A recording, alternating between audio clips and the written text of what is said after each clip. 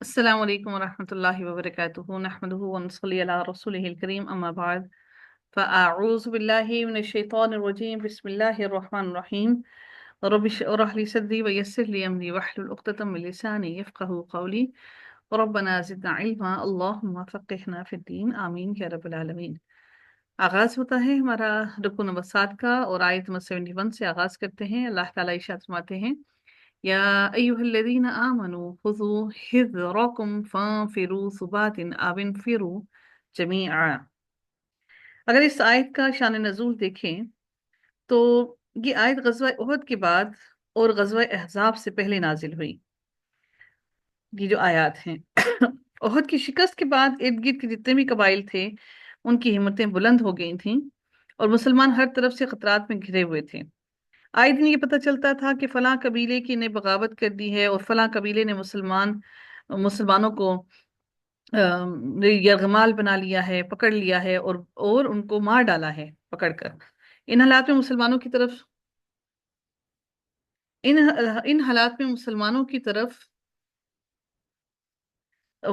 کی طرف سے ایک تیاری کی ضرورت تھی تاکہ اسلام کا دفاع کیا جا سکے، اور اس موقع پر اللہ تعالیٰ نے یہ آیات نازل فرمائیں کہ اللہ تعالیٰ نے ارشاد فرمایا کہ یا ایھا الذین آمنوا، اے لوگو جو ایمان لائے ہو، خذوا حذرکم، اپنے بچاؤ کا سامان لے لو، فانفروا ثبات او انفروا جمیعا، تو اپنا بچاؤ کا سامان لے لو، چنانچہ تم دستوں میں نکلو یا اکٹھے ہو کر نکلو۔ اب یہ اللہ تعالیٰ نے ان کو طریقہ بتایا کہ تم کس کس طرح سے اپنے بچاؤ کا سامان لو۔ اس سے مراد کیا ہے کہ اے لوگوں جو ایمان لائے ہو، اپنے بچاؤ کا سامان لے لو، یعنی کہ اللہ تعالیٰ نے مومنوں کو حکم دیا ہے کہ وہ اپنے دشمن کے مقابلے کے لیے تیاری رکھیں، وہ اپنے آپ کو تیار رکھیں۔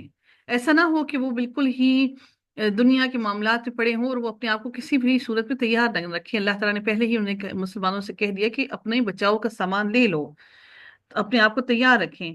اس آیت میں محمد صلی اللہ علیہ وسلم کی امت کے مخلص لوگوں سے خطاب ہے، انہیں جہاد کا اور جہاد کے لیے فی سبیل اللہ نکلنے کا اور اسلام کی حمایت کا حکم دیا گیا ہے۔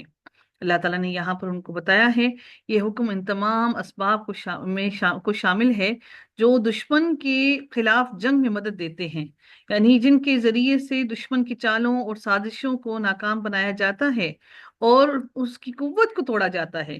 مثلاً ان کے لیے خندقوں کا کھودنا، ان کے لیے تیر اندازی، گھڑ سواری سیکھنا، اور ان کے لیے تمام کے تمام ایسے تمام کام، ایسے تمام علوم جو دشمن کو زیر کرنے کے لیے، اس کو شکست دینے کے لیے انسان کو سیکھنے چاہیے۔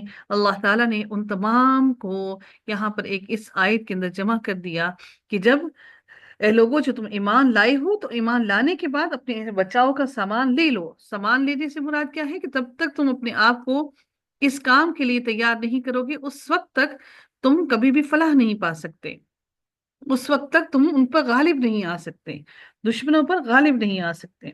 تو اس آیت کے اندر اللہ تعالیٰ کا یہی بتانا مقصود ہے، اور اللہ تعالیٰ نے اسی آیت کے بارے میں مزید سورہ انفال کی آیت نمبر 60 کے اندر مزید یہ بھی ارشاد فرمایا، اور جو تم استطاعت رکھتے ہو ان کے مقابلے کے لیے قوت سے اور گھوڑے باندھنے سے تیاری کرو۔ دیکھیں اللہ تعالیٰ نے ہر چیز کی تربیت کی ہے کہ کس کس طرح سے ان کا مقابلہ کرو، قوت سے اور گھوڑے باندھنے سے تیاری کرو۔ تم اس سے اللہ تعالیٰ کے دشمن کو اور اپنے دشمن کو اور ان کے علاوہ دوسروں کو خوفزدہ کرو گے جنہیں تم نہیں جانتے۔ اللہ تعالیٰ ان کو جانتا ہے، اور اللہ تعالیٰ کی راہ میں جو چیز بھی تم خرچ کرو گے وہ پوری پوری تمہاری طرف لوٹا دی جائے گی اور تم پر ظلم نہیں کیا جائے گا۔ اللہ تعالیٰ نے اس آیت کو یہاں پر تو صرف کہا کہ بچاؤ کا سامان لے لو، اور سورہ انفال کے اندر پورا ایلیبوریٹ کیا اللہ تعالیٰ نے اس کے اندر۔ اور سورہ انفال کی آیت نمبر 69 میں اللہ تعالیٰ نے پھر یہ بھی فرمایا کہ سو جو مال غنیمت تم نے حاصل کیا ہے اس میں سے کھاؤ، حلال اور پاک ہے، اور اللہ تعالیٰ سے ڈرتے رہو، بلا شبہ اللہ تعالیٰ بے حد بخشنے والا اور نہایت رحم کرنے والا ہے۔ اب اس سے مراد کہ فن فرو ثبات او انفروا جمیعا، چنانچہ تم دستوں میں نکلو یا اکٹھے ہو کر نکلو۔ تو ثباتن سے مراد ٹکڑیاں، یعنی کہ چھوٹے چھوٹے سے ٹکڑے بن کر، جس طرح سے سریا کی जंगे नबी करीम सल्लल्लाहु अलैहि वसल्लम के वक्त में हुई। सरिया वो जंग है जिसमें नबी करीम सल्लल्लाहु अलैहि वसल्लम के वक्त में हुई, लेकिन टोलियों की सूरत में कोई दो चार सहाबा कराम को नबी करीम सल्लल्लाहु अलैहि वसल्लम ने भेजा जंग करने के लिए। तो अल्लाह ताला ने ये वही जिक्र यहाँ पर किया कि छोटे छोटे दस्तों में, छोटे छोटे टुकड़ियों में जा निकलो, या जमात की सूरत में निकलो, या फिर तुम इकट्ठे मिलकर निकलो दुश्मन से लड़ने के लिए, तो अल्लाह ताला की राह में निकलो। तो अल्लाह ताला ने सूरत तौबा के अंदर इस बात को मजीद एलैबोरेट कैसे किया कि रब कायनात ने आयत नंबर 41 में इरशाद फरमाया सूरत तौबा की कि अल्लाह ताला की राह में निकलो, हल्के हो या बोझल, और अपने मालों और जानों के साथ अल्लाह ताला की राह में जिहाद करो, ये तुम्हारे लिए बेहतर है अगर तुम जानते हो। आज यही वजह है कि पूरी दुनिया के अंदर मुसलमानों का डर और खौफ पूरी दुनिया के अंदर लोगों के दिलों से खत्म हो गया है, क्योंकि मुसलमानों के दिलों में बुज़दिली आ गई है। मुसलमानों के दिलों में दुनिया की मोहब्बत बैठ गई है, और वो जिहाद के लिए नहीं निकलते। यही वजह है कि आज अगर हम लोग यूरोपीय कंट्रीज से डरते हैं, वो सिर्फ इस वजह से कि वो उनका ऐसा नहीं कि उनके ताल्लुकात तमाम मुल्कों के साथ अच्छे हैं और वो बहुत ज्यादा अच्छे और बहुत ज्यादा मुखलिस हैं, इसलिए नहीं, इसलिए डरते हैं क्योंकि उन्होंने अपनी दहशत फैला रखी है पूरी दुनिया के अंदर। तो हम मुसलमानों को चाहिए कि हमें भी वही हुक्म जो अल्लाह ताला ने हम सबको दिया है उस पर अमल पैरा हों और जिहाद के लिए निकलें, ताकि अल्लाह ताला मुसलमानों को वो वक़ार बहाल करे जिस वक़ार के साथ अल्लाह ताला ने मुसलमानों को पैदा किया है। सही बुखारी की हदीस में इरशाद होता है कि रसूलुल्लाह सल्लल्लाहु अलैहि वसल्लम से जब पूछा गया, सैयदना अबू सईद खदरी बयान किया कि उन्होंने अर्ज किया कि या रसूलल्लाह, कौन शख्स सबसे अफजल है? आप सल्लल्लाहु अलैहि वसल्लम ने फरमाया, वो मोमिन जो अल्लाह के रास्ते में अपनी जान और माल से जिहाद करे। सहाबा ने पूछा, और इसके बाद कौन? फरमाया, वो मोमिन जो पहाड़ की किसी घाटी में रहना इख्तियार करे, अल्लाह ताला का खौफ रखता हो और लोगों को छोड़कर अपनी बुराई से उनको महफूज रखे।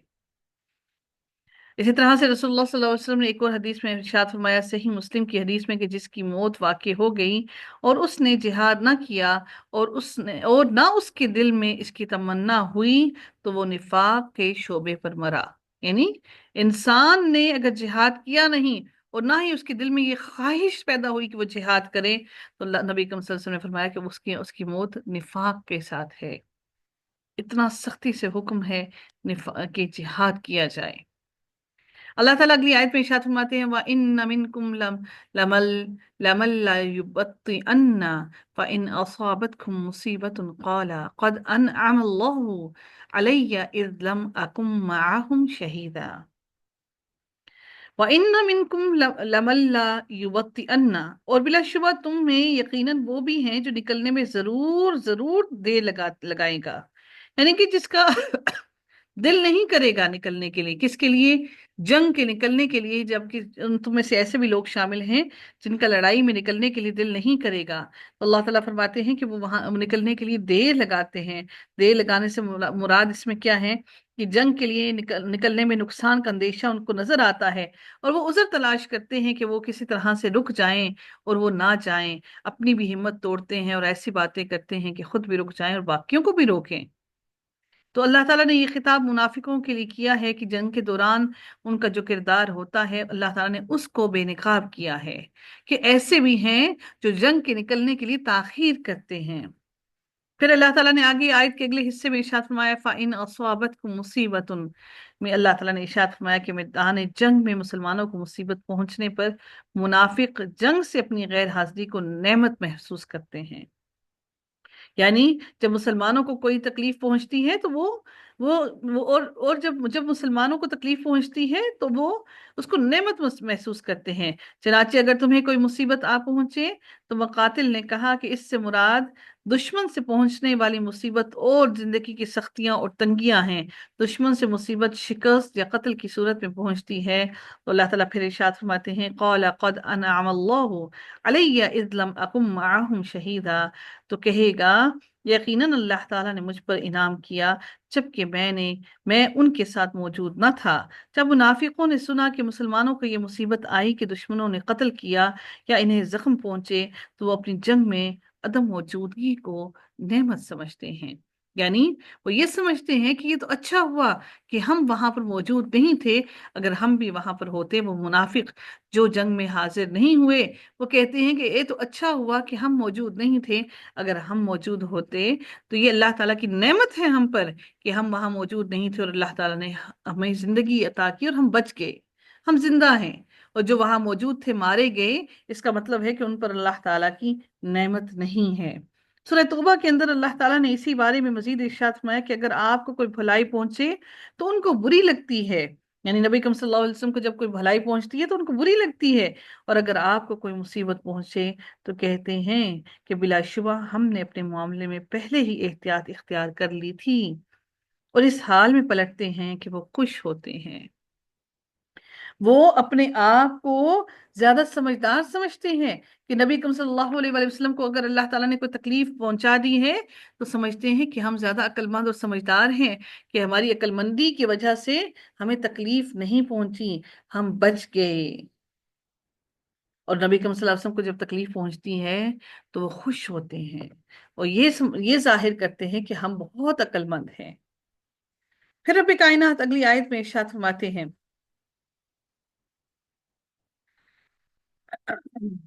وَلَئِنْ أَصَابَكُمْ فَضْلٌ مِّنَ اللَّهِ لَيَقُولَنَّ كَأَن لَّمْ تَكُن بَيْنَكُمْ وَبَيْنَهُ مَوَدَّةٌ يَا لَيْتَنِي كُنتُ مَعَهُمْ فَأَفُوزَ فَوْزًا عَظِيمًا۔ اگر اللہ تعالیٰ کی راہ میں مجاہدین کامیاب ہو جائیں اور انہیں مال غنیمت نصیب ہو تو منافق سخت پشیمان ہوتے ہیں، شرمندگی ہوتی ہے انہیں، اور انہیں پریشانی ہوتی ہے کہ کیوں نہ اس نفع بخش جنگ میں شریک ہوئے۔ اللہ تعالیٰ فرماتے ہیں اور یقیناً اگر تمہیں اللہ تعالیٰ کے فضل سے وَلَئِنْ أَصَابَكُمْ فَضْلٌ مِّنَ اللَّهِ، اللہ کے فضل سے فتح یا غنیمت مل جائے، لَيَقُولَنَّ، تو وہ ضرور کہیں گے كَأَن لَّمْ تَكُن بَيْنَكُمْ، کہ گویا تمہارے اور اس کے درمیان کوئی دوستی ہے، وَبَيْنَهُ مَوَدَّةٌ، تمہارے اور اس کے درمیان کوئی دوستی ہے ہی نہیں، مَوَدَّةٌ یا لیتنی، اے کاش، کنت معہم افوز فوزا عظیما، میں بھی ان کے ساتھ ہوتا کہ میں بھی اس عظیم کامیابی میں ان کے ساتھ شامل ہوتا، فافوز فوزا عظیما، فتح مل کر ان کی عزت بھی ہوتی، اور جو پیسہ ملتا تو اس پیسے میں ان کے حقدار بھی ہوتے، تو وہ اس کا بڑا ہی افسوس مناتے ہیں کہ آخر کیا وجہ ہے کہ ہم اس میں برابر کے شریک نہ ہوئے۔ اللہ تعالیٰ اگلی آیت میں ارشاد فرماتے ہیں کہ فَلْيُقَاتِلْ فِي سَبِيلِ اللَّهِ الَّذِينَ يَشْرُونَ الْحَيَاةَ الدُّنْيَا بِالْآخِرَةِ، اللہ تعالیٰ فرماتے ہیں کہ لازم ہے کہ اللہ تعالیٰ کی راہ میں وہ لڑے جو آخرت کے بدلے دنیا کی زندگی بیچ دیتے ہیں، یعنی اللہ تعالیٰ کی راہ میں وہ لڑیں جو آخرت کے بدلے دنیا کی زندگی بیچ دیتے ہیں۔ جہاد کی تیاری کا حکم دینے کے بعد مسلمانوں کو جہاد کی ترغیب دلائی جا رہی ہے، اور اللہ تعالیٰ کی راہ میں لڑنے کا حکم دیا گیا ہے۔ لڑتا ہمیشہ وہی ہے جو دنیا فروخت کر کے آخرت کا خریدار بنتا ہے، ہمیشہ صرف وہی جو دنیا کو فروخت کر کے یشرون الحیات الدنیا بالآخرہ، جو دنیا کی زندگی بیچ کر آخرت کو خریدتا ہے، صرف وہی اللہ تعالیٰ کی راہ میں جنگ کے لیے نکلتا ہے۔ جو اپنی اولاد، مال، بیوی، بچوں میں پڑ گیا، وہ اللہ کی راہ میں جہاد میں نہیں نکل سکتا۔ انسان کو پہلی فکر یہی لاحق ہوتی ہے کہ میرے مرنے کے بعد میری اولاد کا کیا ہوگا، حالانکہ اللہ تعالیٰ نے سب کے اسباب پیدا کرنے ہیں، اللہ تعالیٰ نے ہی سب کو چلانا ہے، اور وہی وہ ذات ہے جس نے تمام کے تمام انسانوں کو، تمام کے تمام جانوروں کو، تمام کے تمام دنیا کی ہر مخلوق کو رزق عطا کرنا ہے۔ ہم سمجھتے ہیں کہ ہم ہی ہیں جو رزق دے رہے ہیں، ہم ہی ہیں جو پیٹ کو پال رہی ہیں، جو کہ ایسا ہرگز نہیں۔ رب کائنات اگلے حصے میں ارشاد فرماتے ہیں وَمَن يُقَاتِلْ فِي سَبِيلِ اللَّهِ، اور جو اللہ تعالیٰ کے راستے میں لڑے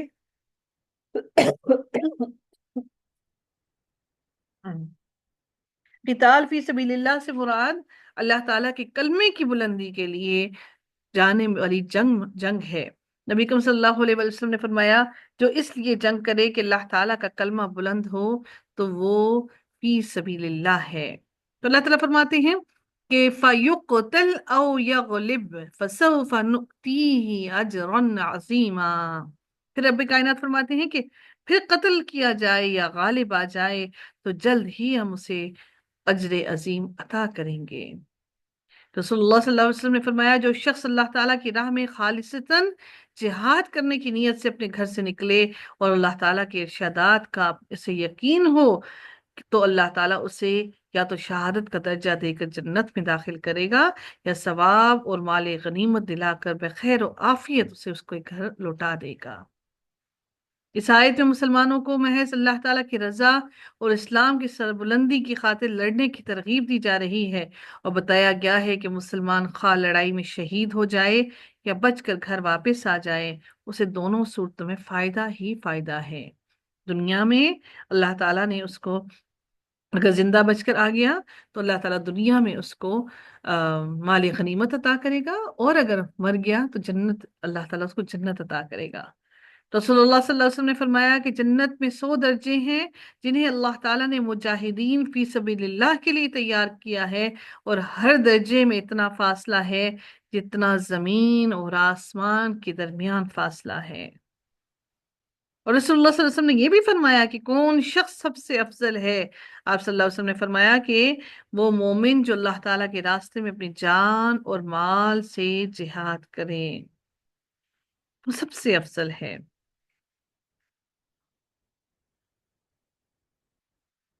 तो आज हम सब के लिए इस कदर मुश्किल है कि हम जिहाद के बारे में सोचते भी नहीं हैं। बेतहाशा हदीस है जिसमें जिहाद का हुक्म दिया गया। इंसान के तमाम आमाल एक तरफ और जिहाद एक तरफ है। अगली आयत में अल्लाह ताला इरशाद फरमाते हैं, वमा लकुम ला तुकातिलूना फी सबीलिल्लाह। और तुम्हें क्या है कि तुम अल्लाह ताला की राह में उन बेबस मर्दों और औरतों और बच्चों के लिए नहीं लड़ते। अब अल्लाह ताला ये सवाल कर रहे हैं। पहले तो अल्लाह ने फरमाया ना कि तुम लड़ो, जंग करो। अब अल्लाह ताला सवाल कर रहे हैं कि वमा लकुम ला तुकातिलून फी सबीलिल्लाहि वल मुस्तदअफीन मिनर रिजालि वन निसाई वल विल्दान अल्लज़ीना यक़ूलून रब्बना अख़रिजना। तुम्हें क्या है, और तुम्हें क्या है कि तुम अल्लाह ताला की राह में उन बेबस मर्दों और औरतों और बच्चों के लिए नहीं लड़ते। अल्लाह ताला ने अपने मोमिन बंदों को तरगीब दी है कि कि वो उसकी राह में जिहाद करें और उन कमजोर मर्दों, औरतों और बच्चों को मक्का से निकालने में मदद दें जो वहां रहने से उकता गए हैं।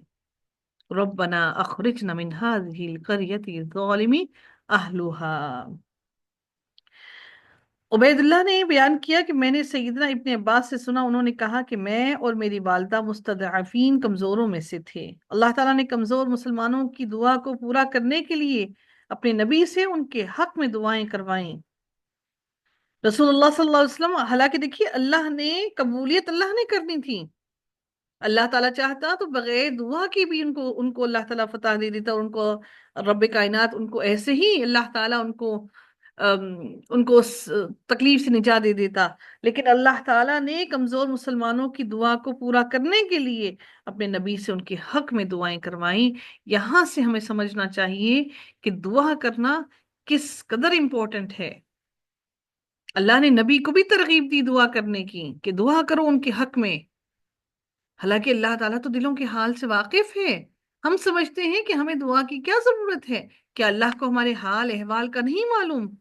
अगर अल्लाह ताला ने उन मुस्तदअफीन के लिए नबी से दुआ करवाई, उन्हें हुक्म दिया कि दुआ करो उनके हक में, आप इस लफ्ज की गहराइयत को समझिए कि कितनी इंपॉर्टेंट और कितनी गहरी बात है ये। और उनको हुक्म दिया कि क्या तुम उनके लिए नहीं लड़ते हो, उनको आजादी नहीं दिलवाते, उनके लिए आसानी नहीं पैदा करते। तो आज हम मुसलमान किस जगह पर खड़े हैं कि हम एक एक कानों से सुने हाल की और बात होती है। आज हम अपनी अपनी आंखों से देखने के बावजूद भी फलस्तीन के बच्चों को अपनी आंखों से देख रहे हैं, किस तरह से वो कट रहे हैं, किस तरह से उनको मारा जा रहा है। उसके बावजूद हम अपने घरों से नहीं निकल पाते, नहीं निकलते, डरते हैं, खौफ खाते हैं। ان کے لیے کیا نکلنا، ہم اپنے ملک کے لیے کچھ نہیں کر پاتے، ہمارے دلوں میں صرف دنیا کی محبت باقی رہ گئی ہے۔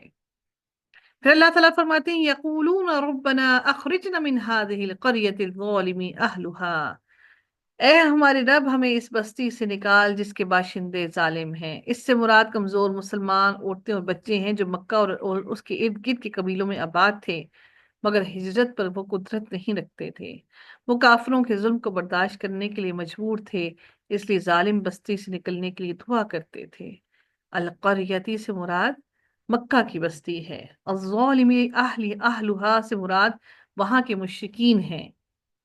وَاجْعَل لَّنَا مِن لَّدُنْكَ وَلِيًّا وَاجْعَل لَّنَا مِن لَّدُنْكَ نَصِيرًا، اور ہمارے لیے اپنے پاس سے کوئی حمایتی بنا دے، اور ہمارے لیے اپنے پاس سے کوئی مددگار بنا دے۔